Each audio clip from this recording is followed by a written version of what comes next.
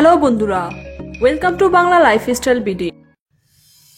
দেবের আসল নাম দীপক অধিকারী। ছোট বোন, মা এবং বাবাকে নিয়ে তার পরিবার। দেবের পিতার নাম গুরু অধিকারী এবং মায়ের নাম মৌসুমী অধিকারী।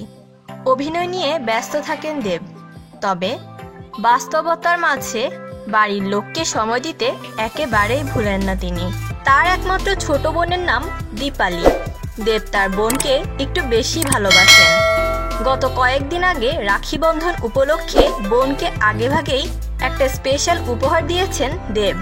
উপহার যাই হোক, ভাইয়ের কাছ থেকে পাওয়া উপহার সব বোনদেরই পছন্দের, তবে দেব তার বোনকে কিছু গিফট করবে আর সেটা স্পেশাল হবে না তা কি হয়?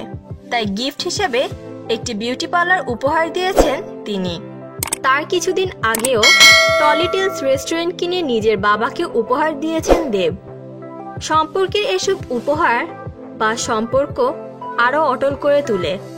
দেব যে তার বোনকে একটু বেশি ভালোবাসেন সে কথা আবারও না বললেই নয়। তার বোনের বিয়ের দিনে একদিকে যেমন খুশি হয়েছিলেন, ঠিক তেমনি ঝরেছিল তার চোখের জল।